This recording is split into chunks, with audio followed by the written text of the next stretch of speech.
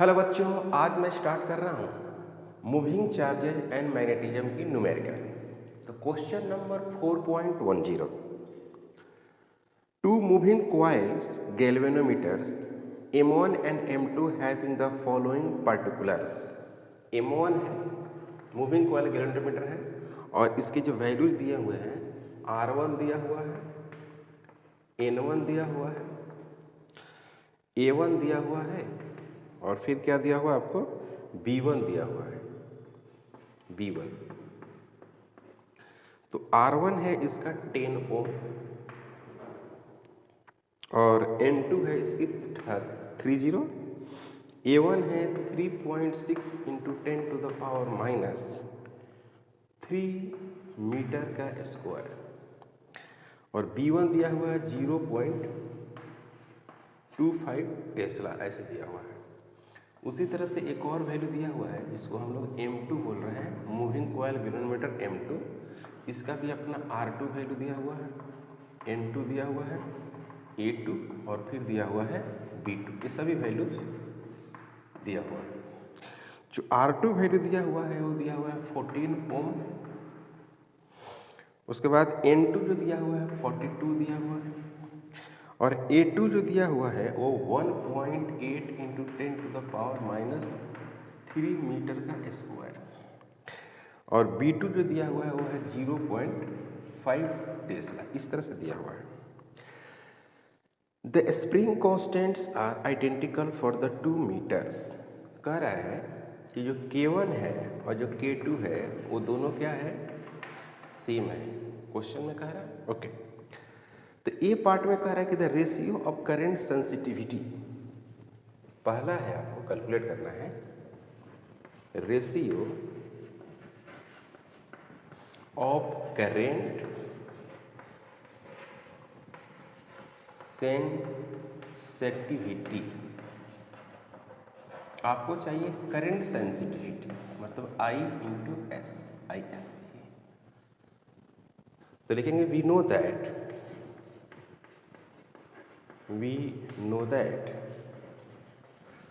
current sensitivity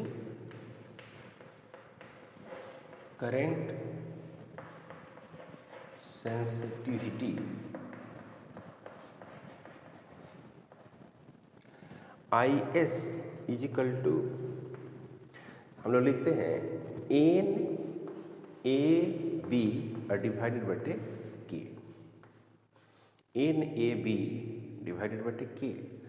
तो I1 divided by I2, हमको ratio चाहिए, तो I1 और यहाँ पे लिखते हैं I2। तो यहाँ पे लिखेंगे N1 A1 B1 divided by के, फिर लिखेंगे क्या N2 A2 B2 और डिवाइडेड बाई के से के कैंसिल हो जाएगी। तो यहाँ लिखेंगे I1 फिर लिखेंगे I2 is equal to N1 A1 B1 divided बटे N2 A2 और B2।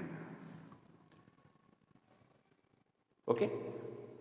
अब यहाँ पे वैल्यू दिया हुआ है, आप वैल्यू को पुट करो। तो पुट करके तो क्या मिलेगा, I1 फिर मिलेगा I2 इजिकल टू N1 का वैल्यू है 30, A1 का वैल्यूज है 3.6 into 10 to the power minus 3 और B1 का जो वैल्यूज है वो है 0.25। उसी तरह से आपको यहाँ पर N2 का वैल्यू है 42, ये हो गया 42 और B2 ये A2 का वैल्यू है 1.8 10 टू द पावर माइनस 3 और B2 का वैल्यू है 0.50 कर सकते हैं, 0.50। तो ये कटेगा तो यहाँ पर कितना हो जाएगा, 2 होगा। ये और ये कटेगा तो यहाँ पे 2 होगा और ये आ जाएगा आपको, ये हो गया 21 और ये हो गया आपको 15। तो ये आ गया आपका 15 डिवाइडेड बटे 21 और ये 2 से 2 कट गया, ये आया। है ना। तो ये अगर कटेगा तो 7 से ये कटेगा तो ये कटेगा 5 से।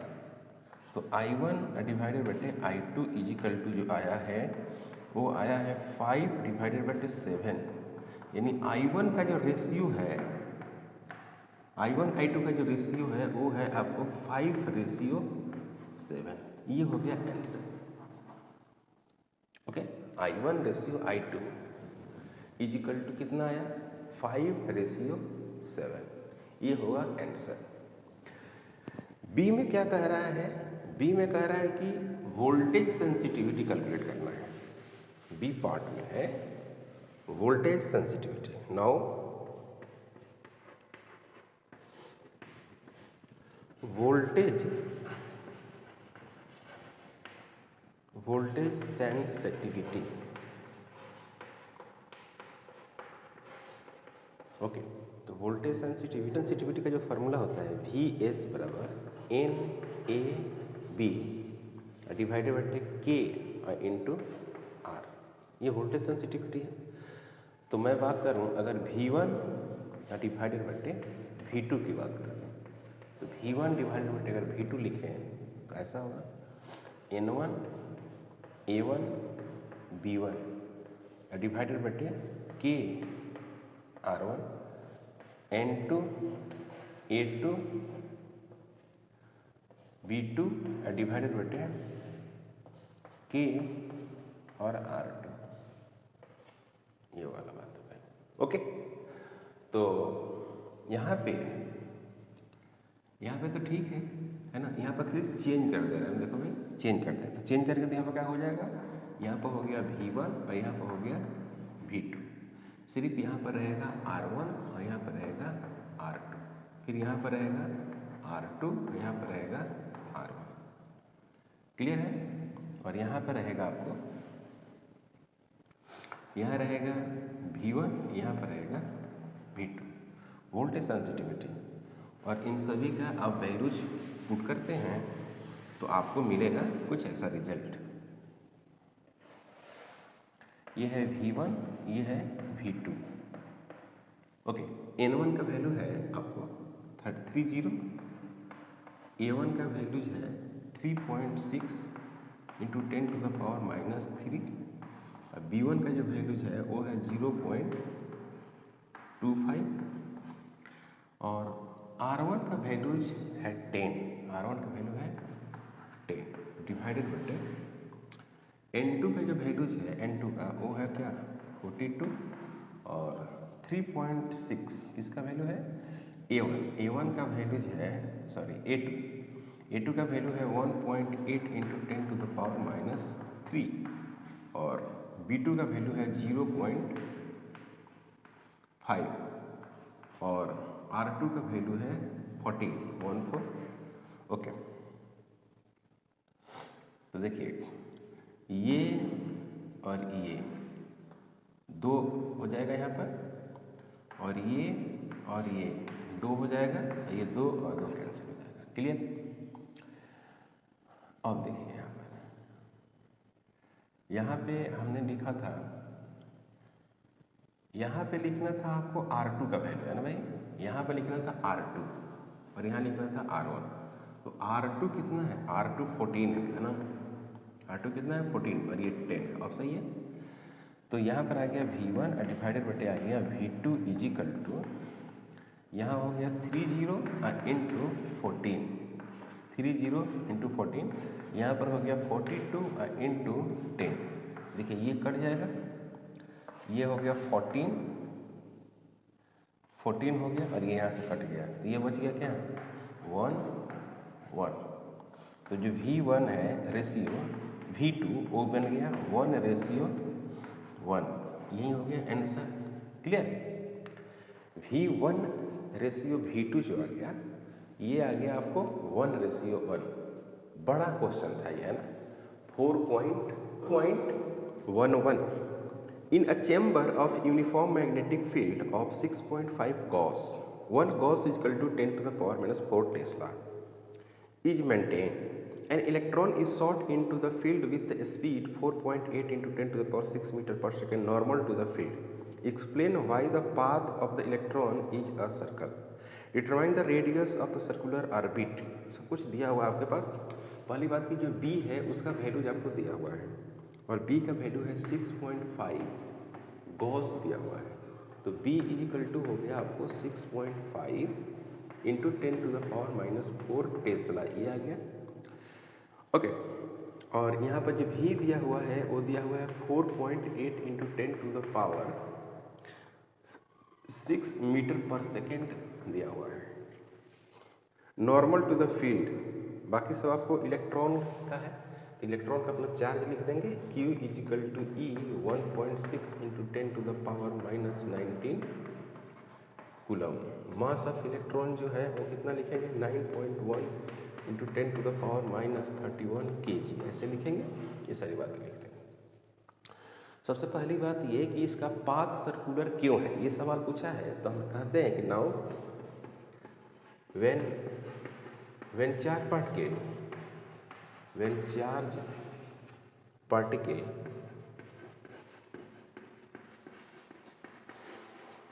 moves in uniform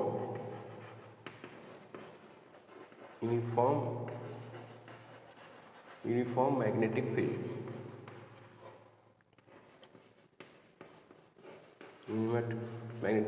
perpendicular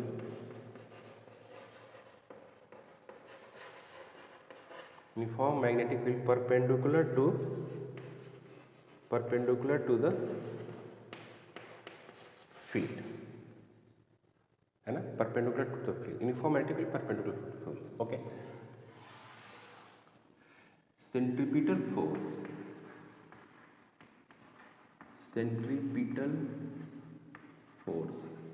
balance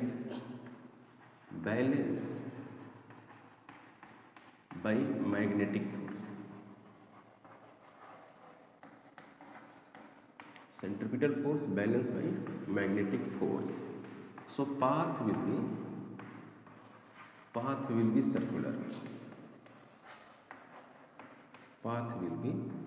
circular, जो पाथ होगा बच्चों वो क्या होगा, सर्कुलर होगी, पहली बात है ना, इस तरह से होगी।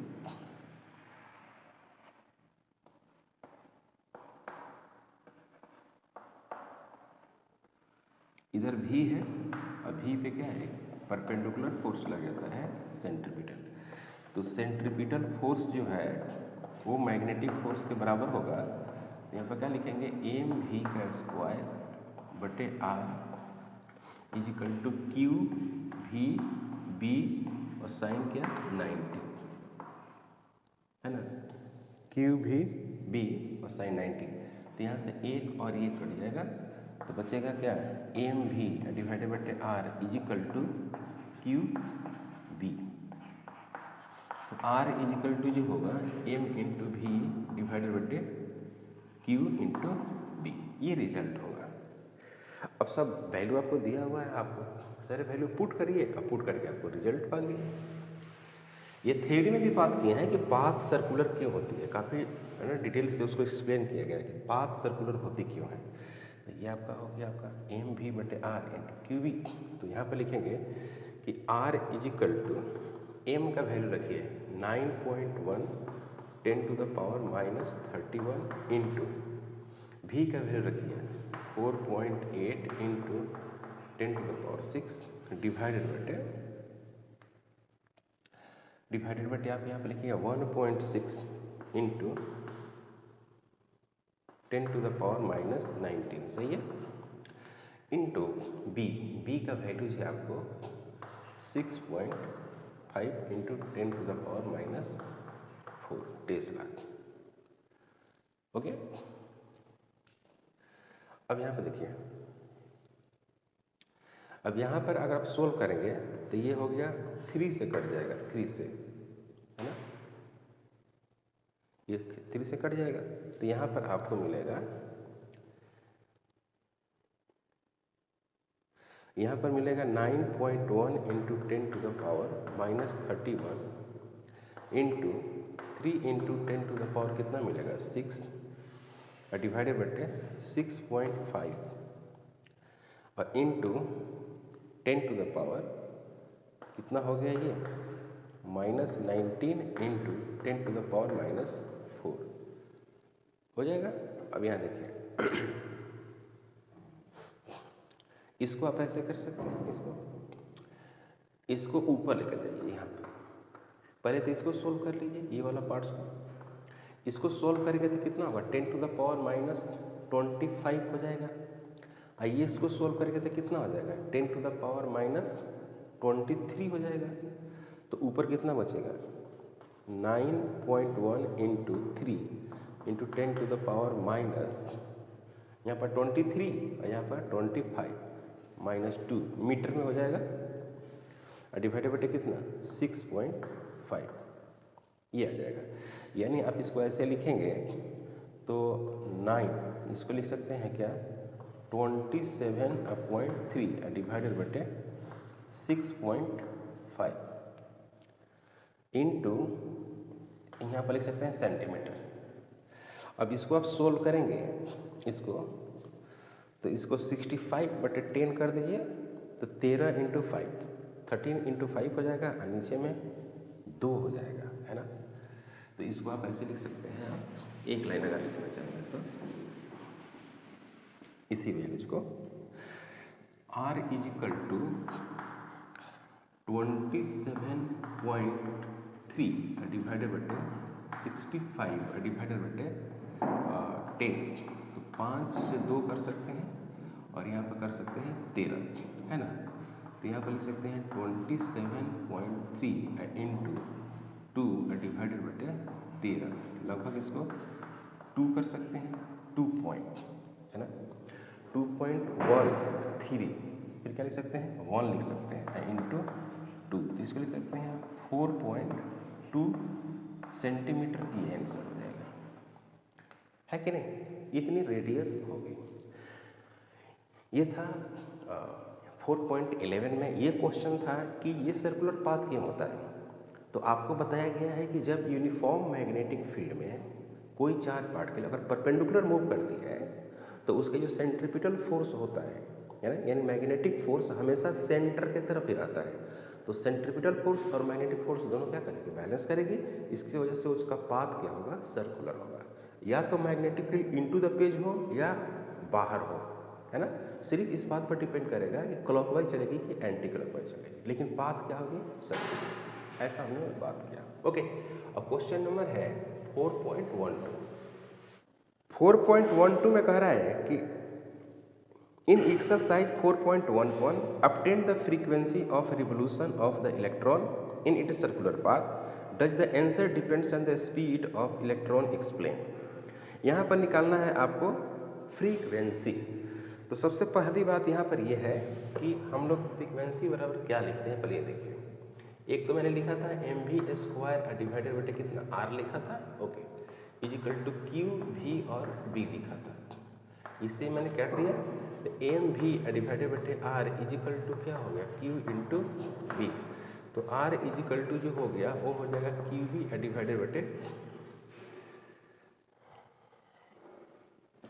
जो r होगा वो क्या हो जाएगा, वो हो जाएगा आपको mv डिवाइडेड बटे q इंटू बी। तो t इज इक्वल टू जो होगा वो 2πr लेंथ होगा डिवाइडेड बटे कितना हो जाएगा v हो जाएगा। तो यहाँ से v इज इक्वल टू जो होगा वो हो जाएगा QBr डिवाइडेड बटे m। तो t इज इक्वल टू मिलेगा आपको 2πr कैपिटल R। अब v के बदले है QBr डिवाइडेड बटे कितना mr। तो यहाँ पर मिला आपको t is equal to 2πm divided बटे q इंटू बी। तो आप फ्रीक्वेंसी बराबर जो लिखेंगे वो क्या लिखेंगे 1/t लिखेंगे। तो फ्रीक्वेंसी का जो वैल्यूज होगा वो होगा कितना 1/2πm डिवाइडेड बटे क्या हो जाएगा q इंटू बी। तो फ्रीक्वेंसी इज इक्वल टू हो गया QB डिवाइडेड बटे 2πm। क्लियर। तो फ्रीक्वेंसी यहाँ पर b बराबर जो दिया हुआ था आपको क्वेश्चन में b का वैल्यू दिया है। क्या दिया है b का वैल्यू? b का वैल्यूज है 6.5 गॉस। 6.5 गॉस, तो यहाँ पर लिखेंगे 6.5 गॉस, और एक गॉस में आपको पता है कितना टेस्ला होता है, 10⁻⁻⁴ टेस्ला, ऐसे है। ओके, Q का वैल्यू आपको पता ही है, 1.6 × 10⁻⁻19 कूलम है, और मास ऑफ इलेक्ट्रॉन आपको मालूम है कितना है, ये मास ऑफ इलेक्ट्रॉन है 9.1 × 10⁻31 kg। ओके, अब यहाँ पर हमको क्या देखने को मिल रहा है कि जो टाइम पीरियड है and frequency independent of speed and radius. Now time period and frequency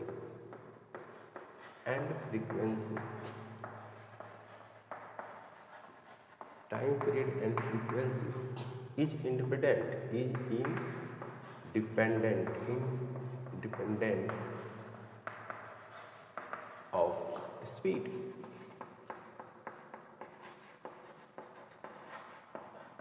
and radius.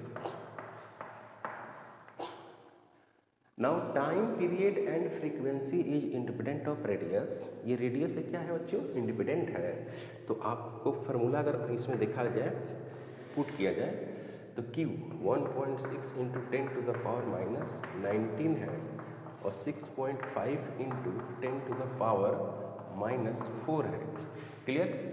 और यहाँ पर है 2 है, और पाई का वैल्यू है आपको, पाई यहाँ पर रहने देते हैं ऐसे ही, और m का वैल्यू है 9.1 × 10⁻31 है। यहाँ तक कोई डाउट नहीं। इसको ऊपर भेजते हैं ना, पहले तो इसको सोल्व करेंगे तो 23 हो जाएगा, -23। तो इसको अगर हम सोल्व करें तो कितना बचेगा यहाँ पर, ये हमको पहले देख लो क्या बचता है ना। यहाँ पर हो गया 1.6, यहाँ पर हो गया 6.5, और ये हो गया 10⁻⁻23, और यहाँ पर चला जाएगा तो ये हो जाएगा 31। ओके, 31, तो 8 बचेगा यहाँ पर, है ना। यहाँ पर कितना बच जाएगा, यहाँ पर बचेगा 8, डिवाइडेड बाई कितना हो जाएगा, 2 × पाई × 9.1। तो यहाँ पे हो जाएगा आपको, इसको तो लिख सकते हैं 0.8 लिख सकते हैं। 65 को हम लिख सकते हैं 65 डिवाइडेड बाई 10 लिख सकते हैं। क्लियर है? यहाँ पे हम लिख सकते हैं 10⁻7 और 1 8 हो गया। ओके, और डिवाइडेड बटे पाई हुआ, या फिर क्या हुआ 9 लिखते हैं, 9.1 को मैं 9 लिखता हूँ, है ना। या 91 लिखिए, कोई दिक्कत नहीं है। यहाँ पर कर दीजिए 10, ये 10 से ये 10 कट जाएगा, कटेगा। यहाँ पर देखो भाई क्या बच रहा है, यहाँ पर 8 बच गया, यहाँ पर 10 हो गया, यहाँ पर क्या हो गया, और यहाँ पर हो गया आपको 1, यहाँ पर हो गया पाई, और यहाँ पे बच गया 91। क्लियर? कोई डाउट नहीं ना। यहाँ पर देखिए, ये हो गया 5 दूना 10, 5 दूना 10, ये हो गया 13 × 5 = 65, 13 × 5 13 × 5 65, और 13 × 7 91, 13 × 7 91 हुआ। तो आप हो गया सोल्व करते हैं तो क्या मिलेगा, फ्रीक्वेंसी इज इक्वल टू, धन्यवाद, फ्रीक्वेंसी इज इक्वल टू मिलेगा 8 डिवाइडेड बाई 2 इंटू 1 डिवाइड बटे पाई का वैल्यू लिखते हैं 22/7 इंटू 7। तो ये और ये कैंसिल हो जाएगा, तो f इज इक्वल टू मिलेगा आपको, ये हो गया 4, ये हो गया 11, तो ये हो गया 2 डिवाइडेड बटे 11। इस तरह से वैल्यू है, इतना हॉट्स हो गई, और ये है ना, छोटा सा वैल्यू है। ये होगी फ्रीक्वेंसी का मान आपको। यहाँ तक कोई डाउट? ओके, यहाँ तक कोई डाउट नहीं। तो ये सलूशन था 4.12 का, जो ये बता रहा है कि जो टाइम पीरियड होता है और जो फ्रीक्वेंसी होती है वो क्या होती है, डिपेंड नहीं करती है ना, किस पे नहीं डिपेंड करती है, स्पीड पे और रेडियस पे, जो काफ़ी इम्पोर्टेंट। Question number 4.13। तो क्वेश्चन नंबर 4.13 में ए पार्ट है, a circular coil of 30 turns and radius 8.0 centimetre carrying a current of 6.0 ampere is suspended vertically in a uniform horizontal magnetic field of the magnitude 1.0 Tesla.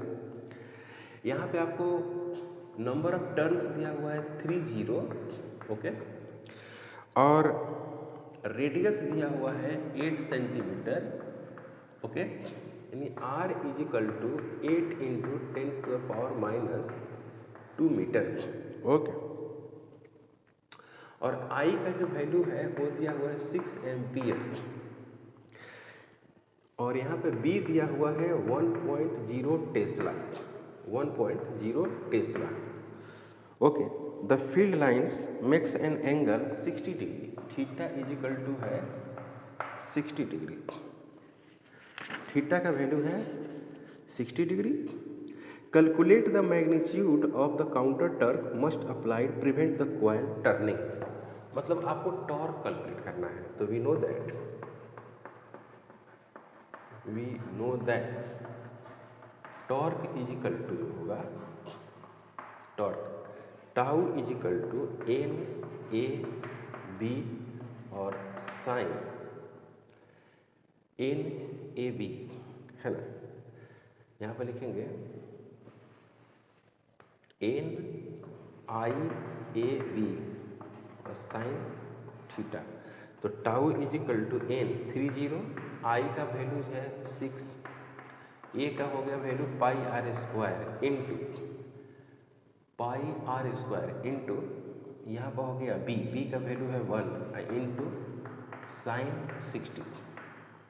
तो ये हो गया 306 into 22 divided by 7 into pi. R का value है 8 into 8 into 10⁻⁻4 into √3 divided by 2, इतना value चाहिए। तो इसमें तो है कि ये 3 हो गया, तो ये हो गया 90 into 64 into 22 divided by 7 into 10⁻⁻4 into √3, ये वैल्यू आ रहा है न्यूटन मीटर। इतना होगा काउंटर टॉर्क की वैल्यूज। क्लियर है? नेक्स्ट में कह रहा है बी पार्ट में करके what would your answer change if the circular coil a were replaced by the planar coil some irregular shape that close that same area. तो इसमें लिखना है कि नो, कह रहा है कि अलग से प्लेनर होगा, बी में कह रहा है, इसका आंसर होगा no, because area is constant, area is constant. Planar shape हो चाहे कैसे भी हो, because area is constant, so torque will be not change, torque will be not change. Torque जो है वो चेंज नहीं करेगा, क्योंकि टॉर्क का जो फार्मूला है वो एन है, आई है, ए है, बी है और साइन क्या है, थीटा है। तो ए क्या है, कांस्टेंट है दोनों में, अब करंट वही है, मैग्नेटिक फील्ड वही है, नंबर ऑफ लूप्स भी वही है और थीटा भी वही है। तो टॉर्क क्या करेगा, चेंज नहीं करेगा। क्लियर? तो आज का क्लास में यहीं पर स्टॉप करता हूँ, मिलते हैं नेक्स्ट क्लास में। अगर आप हमारे चैनल पर नए हैं प्लीज़ सब्सक्राइब करें, शेयर करें। Thank you.